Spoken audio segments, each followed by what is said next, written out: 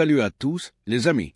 Je suis vraiment content de vous retrouver aujourd'hui pour une nouvelle vidéo et surtout pour discuter ensemble avant la fin du marché des transferts.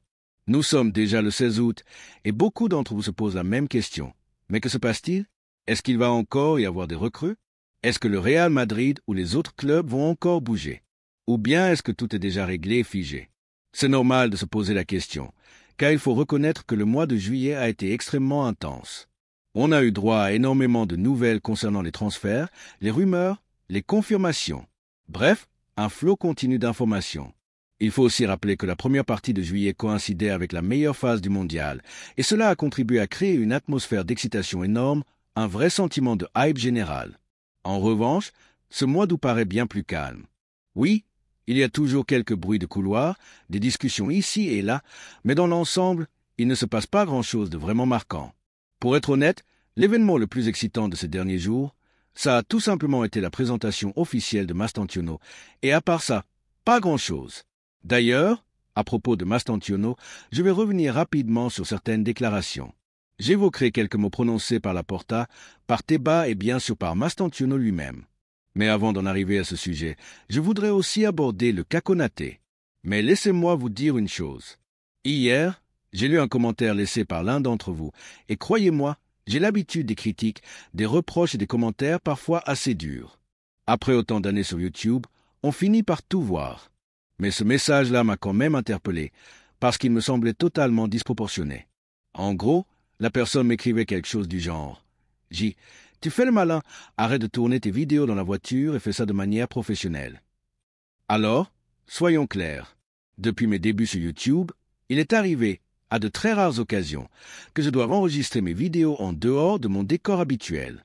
Vous savez très bien que 99,9% du temps, je suis dans mon studio, avec tout le matériel prêt, les images, les vidéos, les extraits, bref, tout ce qu'il faut pour analyser, commenter et partager les infos avec vous dans les meilleures conditions. Mais parfois, il existe des circonstances particulières. Et cette semaine, par exemple, j'ai dû tourner plusieurs fois depuis ma voiture. Mais ça reste provisoire, ce n'est absolument pas définitif. Dès lundi, je reprends le rythme habituel, depuis mon set, avec le contenu complet comme vous en avez l'habitude. Et franchement, je pense que c'est aussi ça la force de YouTube, la flexibilité. C'est une plateforme qui te permet de partager rapidement tes analyses, même si tu n'es pas dans les conditions parfaites. Et puis vous me connaissez, ça fait bientôt 7 ans que je suis là, à vous transmettre des infos sérieuses, sourcées, en vous montrant toujours d'où viennent les déclarations et les nouvelles que je commente. Jamais je n'ai inventé quoi que ce soit. Alors, je trouve normal qu'avec cette expérience et cette régularité, j'ai acquis un minimum de crédibilité. Parfois, par manque de temps, j'opte pour une formule un peu plus simple, plus directe, mais ça ne change rien au fond. Je suis là pour partager avec vous ce qui se passe, vous tenir au courant et surtout réagir ensemble à l'actualité. Bien sûr, il y aura toujours des critiques, mais honnêtement, ce n'est pas ce qui compte. Ce qui importe vraiment, c'est qu'on soit ici réunis, que vous soyez présents, et que l'on parle de ce qui nous passionne. Le football est notre club. Et justement, revenons au cœur du sujet. Hier, je vous parlais de l'inscription de Mastantuono. Vous savez que cette opération soulève beaucoup de débats et même certaines polémiques. Son statut de joueur du Castilla, le montant de 60 millions, certains qui parlent de manœuvres légales, de trucs administratifs. Bref, ça fait couler beaucoup d'encre. Je vous avais déjà mentionné les déclarations de Miguel Galán, une personnalité connue pour ses nombreuses plaintes liées à la Liga et qui maîtrise très bien les aspects juridiques. Eh bien, figurez-vous qu'hier, un autre acteur s'est exprimé, Miguel María García Cabá. C'est un juriste qui a déjà travaillé aussi bien pour le Real Madrid que pour la Liga et même pour la Fédération, si ma mémoire est bonne. Lui aussi a pris la parole pour commenter les propos de Galán et bien sûr pour donner son avis sur l'inscription de Mastantuono. D'ailleurs, ce dossier a également été abordé par Tebas, qui s'est exprimé d'une manière très critique, voire péjorative, en insinuant que le Real Madrid aurait un peu contourné les règles avec ce recrutement. Alors, reprenons. Tebas, récemment, s'est permis une petite pique contre le Real Madrid. Il a laissé entendre, d'un ton ironique, que le club avait recruté Mastantuono en sachant pertinemment qu'il rejoindrait immédiatement le premier effectif, alors même qu'officiellement il est inscrit comme joueur du Castilla. Autrement dit, selon Tebas, il ne mettra jamais un pied avec la réserve, et ce montage cacherait en réalité une manœuvre discutable. Bref, un sous-entendu perfide, comme pour dire « Attention, nous avons l'œil, nous surveillons le Real ». Et soyons clairs, rien ne ferait plus plaisir à Tebas que de pouvoir accuser le Real Madrid d'irrégularité. Pour lui, ce serait une victoire personnelle contre Florentino Pérez, et chacun sait qu'à ses yeux. Chaque affrontement contre le président madrilène est vécu comme une sorte de trophée, comme une bataille de prestige. Mais face à ces insinuations, Miguel María García Caba a tenu à réagir, notamment aux propos de Miguel Galán. Il a rappelé un point fondamental du Code civil espagnol. Selon l'article 6.4, le concept de fraude à la loi suppose l'utilisation d'une norme en apparence légale dans le but d'obtenir un résultat interdit par une autre norme impérative. Or, dans ce cas précis, il n'y a rien de tel. Bien au contraire, le règlement de la fédération, en son article 226, stipule clairement qu'un joueur du filial peut évoluer sans aucune limitation avec l'équipe première, à condition de remplir certains critères. Autrement dit, il ne s'agit pas d'une fraude, mais bien de l'exercice d'un droit prévu par le règlement. Conclure à une fraude de loi, selon lui, est donc juridiquement inapproprié. Cela montre bien qu'au sein même du monde juridique, il existe des désaccords et des lectures différentes. Tout dépend du prisme à travers lequel on analyse une affaire. García Caba est d'ailleurs un juriste chevronné, avec une solide expérience, et il faut noter qu'il entretient avec Miguel Galán une relation empreinte de respect.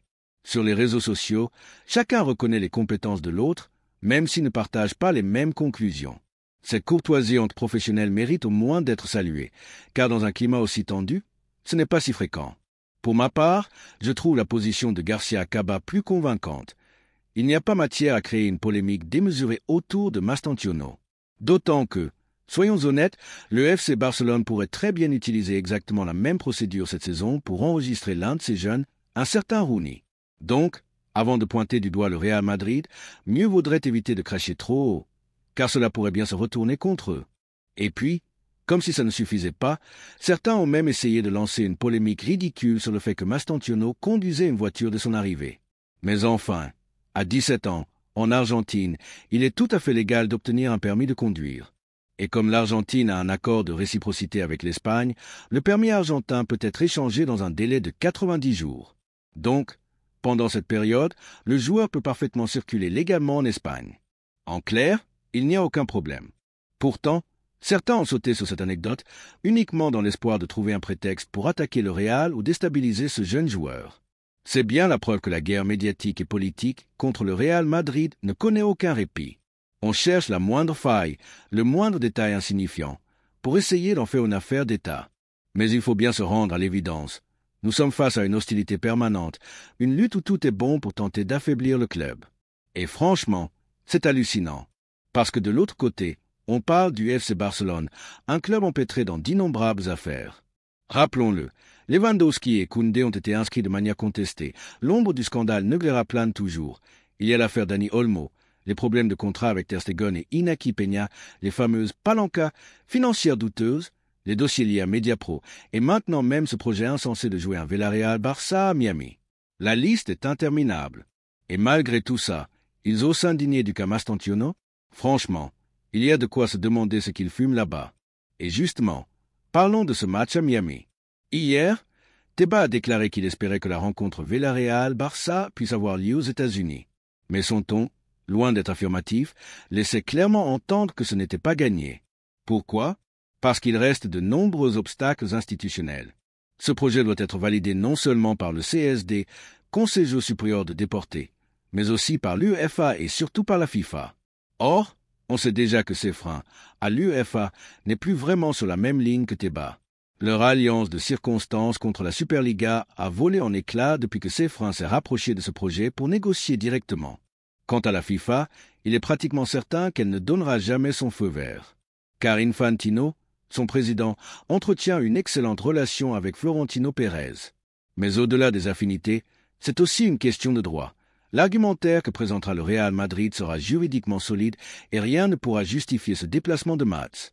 D'ailleurs, plusieurs voix en Espagne se sont déjà élevées contre cette idée, ce qui est rarissime, car critiquer Tebas publiquement n'est pas courant. Mais c'est logique, faire perdre à un club son avantage du terrain pour un simple coup de communication est une aberration. Imaginez une seconde que ce match ne soit pas Villarreal-Barça, mais Villarreal-Real Madrid.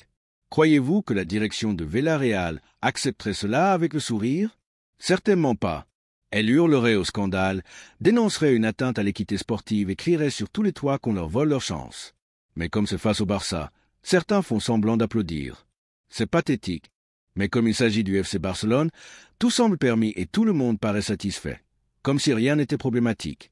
Le Barça peut recruter qui il veut, inscrire des joueurs quand ça lui chante, aligne qui bon lui semble, et même organiser des matchs à Miami ou ailleurs selon son bon plaisir. Et pendant ce temps-là, les autres clubs doivent se taire, rester à leur place et accepter sans broncher. Dites-moi franchement, est-ce que cela vous paraît normal? Moi, je trouve que ce n'est même pas un minimum logique que l'on ferme systématiquement les yeux pour le Barça, alors qu'à la moindre action du Real Madrid, tout se transforme en scandale et en protestation générale. Prenons un autre exemple concret, le Valence CF. Lorsqu'il affronte Barcelone et que l'arbitrage lui est défavorable, qu'on le spolie quasiment chez lui, le club se contente de continuer à avancer sans trop élever la voix. En revanche, dès que c'est le Real Madrid, même sur une simple faute anodine au milieu du terrain, alors là, c'est la fin du monde. On entend partout les mêmes refrains. Cela ne peut pas continuer. C'est toujours la même histoire, c'est toujours en faveur du Real. Et ainsi de suite. C'est insupportable d'hypocrisie. Et pourtant, croyez-moi, j'ai une vraie affection pour Valence et pour toute la communauté valencienne. J'aime profondément cette région, je la respecte énormément et j'y garde un attachement sincère. Mais je dois être honnête, cette attitude est incompréhensible. Plus précisément, ce n'est pas tant l'ensemble de la magnifique afition valencianiste qui est à blâmer, mais plutôt leur community manager officiel, celui qui gère les réseaux sociaux du club. C'est souvent lui qui, au lieu de garder une certaine équité, cherche sans cesse à provoquer, à agiter des polémiques autour du Real Madrid, alors qu'il ne fait jamais preuve de la même sévérité envers Barcelone. Et évidemment, certains entraîneurs tombent dans la même logique. Quand il s'agit du Barça, ils se montrent conciliants et indulgents, mais dès qu'il est question du Real, ils dénoncent, ils exagèrent, ils se posent en victime. Ce double standard est intenable et absolument incompréhensible. Car il faut rappeler une chose essentielle. Le Real Madrid est probablement l'un des clubs les plus respectueux envers les autres. Lorsqu'un événement touche une autre institution sportive, Madrid est souvent le premier à réagir avec élégance et solidarité. L'exemple récent de Santi Cazorla le prouve. Le club merengue lui a rendu hommage publiquement, que ce soit par un communiqué officiel ou via les réseaux sociaux. Ce n'est pas un comportement isolé, mais bien une habitude enracinée dans la culture de la Maison Blanche. Même Enrique Cerezo ou Raúl Martín Preza, qui ne sont pas toujours tendres dans le milieu du football espagnol, l'ont reconnu. Le Real Madrid fait preuve d'un respect que d'autres n'ont pas. Et pourtant, il suffit de regarder la polémique déclenchée par Martín Preza à propos du match Villarreal-Barça prévu à Miami pour voir combien certains dirigeants vivent dans une bulle. Celui-ci est allé jusqu'à dire que tout le monde doit se sacrifier un peu, et qu'au moins une vingtaine de matchs par an devraient se jouer à l'étranger, notamment aux États-Unis. Mais enfin, soyons sérieux, est-ce que vraiment les habitants de New York ou de Miami rêvent de voir un Rayo Vallecano Girona? Est-ce que vous imaginez les foules américaines en ébullition pour un tel spectacle? Allons donc. On en viendrait presque à rire en imaginant Donald Trump dans les tribunes, affirmant n'avoir jamais vu un événement pareil. Ce discours est ridicule. Il faut garder de la perspective. On ne peut pas comparer un simple match de Liga espagnole, aussi respectable soit-il, avec l'ampleur d'un mondial ou même avec les grandes affiches européennes. Ce n'est pas la même dimension, ni en termes de prestige, ni en termes de spectacle, ni en termes d'attente du public. Regardez un match comme Liverpool, Chelsea ou PSG, Real Madrid, l'intensité, l'émotion, l'ambiance, tout est incomparable. Mais certains persistent à mettre sur le même plan ces affiches d'envergure mondiale et des rencontres de Liga sans relief. Franchement, il faut avoir perdu tout sens commun pour croire à une telle équivalence. C'est pourquoi, à mon avis, ce projet de jouer le Villarreal, Barcelone à Miami n'a que très peu de chances de passer les filtres successifs, surtout celui de la FIFA. Et pour cause, la Fédération internationale n'aura aucune raison de valider une telle opération, d'autant plus que le Real Madrid, par l'intermédiaire de Florentino Pérez, s'assurera que tout soit contesté sur le plan juridique, car ce que prépare Madrid est parfaitement solide du point de vue légal. Et si la FIFA rejette cette tentative, ce ne sera pas pour faire plaisir à Florentino, mais simplement parce que les arguments présentés par le club seront irréfutables. Bref, tout cela démontre une fois encore cette étrange logique à deux vitesses, indulgence et complaisance dès qu'il s'agit du Barça, rigidité et critiques acerbes dès qu'il est question du Real Madrid. Une situation qui finit par lasser et qui, en réalité, mine la crédibilité même de la Liga. Au cœur de ce feuilleton autour de Konaté, alors que Liverpool est en train de bâtir pratiquement une nouvelle équipe entière en Angleterre, il ne faut pas oublier que le club continue de travailler sur le secteur défensif. Les dirigeants des Reds insistent auprès d'Ibrahima Konaté pour qu'il accepte de prolonger son contrat. Une proposition officielle de renouvellement lui a déjà été transmise, mais jusqu'à présent, le joueur n'a pas donné de réponse. Il faut comprendre que Liverpool ne veut absolument pas revivre une situation semblable à celle de Trent Alexander-Arnold, parti libre, ce qui représenterait une perte économique énorme. Konaté, qui forme la charnière centrale avec Virgil van Dijk et qui est quasiment l'unique référence fiable dans l'axe actuellement, se retrouve donc au centre de toutes les attentions. En parallèle, le club anglais anticipe et se protège. Il a commencé à renforcer sa défense pour être au niveau du reste de l'équipe. Le premier renfort officiel est Giovanni Leoni, un jeune défenseur central issu de Parme. Âgé seulement de 18 ans et mesurant près de 2 mètres, il a déjà signé et posé avec le maillot rouge floqué du numéro 15. L'opération a coûté environ 30 millions d'euros, ce qui fait grimper les dépenses de Liverpool à plus de 300 millions d'euros rien que sur ce mercato estival. Mais les Reds ne s'arrêtent pas là. Ils se sont aussi assurés la signature de Marc Guéhi, figure emblématique de Crystal Palace. Âgé de 25 ans, international anglais confirmé, il a même été titulaire lors de l'Euro où son pays est allé jusqu'en finale contre l'Espagne. Son arrivée à Anfield a une saveur particulière puisque, lors de ses derniers instants avec Palace, il a offert à son équipe la Community Shield face au futur club qui vient de le recruter, Liverpool. Le transfert est estimé à environ 40 millions d'euros, avec un contrat de 5 saisons jusqu'en 2030. Toutes ces manœuvres montrent bien que Liverpool prépare le terrain. Le départ de plusieurs défenseurs, notamment Alexander-Arnold et Nat Phillips, avait laissé la ligne défensive fragilisée malgré l'arrivée déjà actée de latéraux comme Front et Milos Kerké. En recrutant Leoni et Guéhi, le club anglais renforce donc ses arrières tout en anticipant un éventuel départ de Konaté.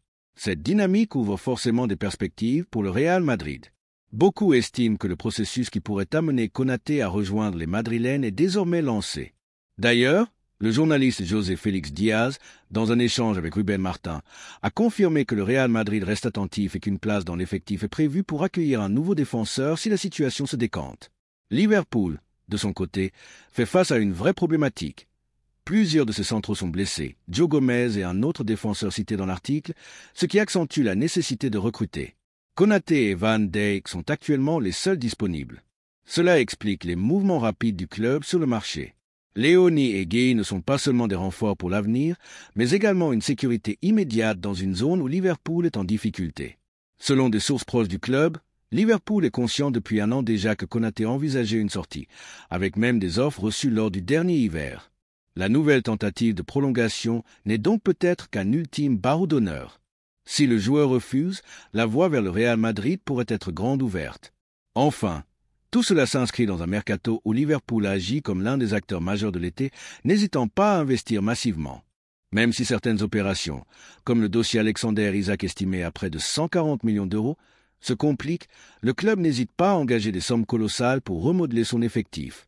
Comparé aux grandes signatures du passé, comme celle de Cristiano Ronaldo au Real Madrid pour 94 millions à une époque où il était déjà ballon d'or et star confirmé. Ces chiffres actuels donnent une idée de l'inflation énorme sur le marché. Le Manchester United d'autrefois n'a rien à voir avec celui que nous connaissons aujourd'hui. À l'époque, c'était une équipe redoutable, véritablement respectée en Europe, que l'on considérait toujours comme un candidat sérieux lors des phases à élimination directe de la Ligue des Champions. Je ne dirais pas qu'ils faisaient peur, mais ils imposaient suffisamment pour que personne ne les sous-estime. C'était une formation très solide et compétitive, loin de la fragilité que l'on perçoit maintenant. C'est dans ce contexte qu'il faut replacer le transfert de Cristiano Ronaldo pour 94 millions d'euros. Ce montant, à l'époque, semblait énorme, mais il était justifié par le palmarès et le statut du joueur. Ronaldo était déjà champion d'Europe, ballon d'or et indiscutablement l'un des plus grands talents émergents du continent. Depuis 2004, lors de l'Euro avec le Portugal, il avait montré des éclairs de génie et il s'était imposé comme le meilleur joueur de Manchester United au moment de son transfert. En somme, son prix reflétait parfaitement son niveau et sa réputation. Quelques années plus tard, quand Gareth Bale a été acheté pour 100 millions d'euros, le marché a commencé à donner des signes évidents de surchauffe et de spéculation exagérée. Bien sûr, Bale était un excellent joueur et il a laissé une empreinte au Real Madrid, mais il n'avait pas le même palmarès ni le même poids qu'un Cristiano Ronaldo, déjà consacré au niveau mondial. C'est à partir de ce transfert que les prix ont commencé à s'envoler de manière difficilement justifiable, marquant une inflation presque incontrôlée dans le football. Mais revenons à la situation actuelle. Le dossier qui nous intéresse est celui de Konaté. On observe que le marché s'anime autour de son avenir. D'un côté, le Liverpool tente de sécuriser sa défense en anticipant une éventuelle perte du joueur. Ils ont déjà renforcé leur ligne arrière avec l'arrivée de Giovanni Leoni, un jeune défenseur de seulement 18 ans en provenance de Parme, acquis pour environ 30 millions d'euros. Un transfert qui porte déjà leurs dépenses estivales au-delà des 300 millions. À cela s'ajoute Marc Guéhi, figure emblématique de Crystal Palace et désormais international anglais confirmé, recruté pour consolider l'axe central. En parallèle, le Real Madrid, lui, agit avec prudence et stratégie. Le club a volontairement laissé vacante une place dans son effectif, la fameuse fiche numéro 25, afin de garder une marge de manœuvre pour un éventuel renfort, notamment dans le cas où l'opportunité Konaté se concrétiserait. C'est une manœuvre déjà utilisée par le passé avec des jeunes talents comme Rodrigo, Vinicius ou encore Régnier, qui ont commencé avec une inscription en équipe réserve, Castilla, avant de basculer définitivement vers l'équipe première. Tout cela nous amène à penser que le Real Madrid ne veut pas attendre le dernier moment, fin août, pour agir. Si Konaté confirme sa volonté de rejoindre le club, ce qui semble déjà acté sur le plan personnel, il ne resterait plus qu'à trouver un accord financier avec Liverpool. Et dans ce cas, mieux vaut que les négociations se concluent rapidement, car chaque jour qui passe rapproche la clôture du marché et complique les tractations. En définitive, tout porte à croire que la saga Konaté entre enfin dans sa phase décisive. Liverpool se couvre en recrutant de nouveaux défenseurs, ce qui facilite indirectement une ouverture pour le Real Madrid. Le club espagnol, pour sa part, semble attendre le bon moment pour pêcher le joueur et ainsi renforcer sa défense. Tout dépend désormais de la vitesse des discussions et de la fermeté de Liverpool sur le montant du transfert, estimé autour de 30 à 40 millions d'euros.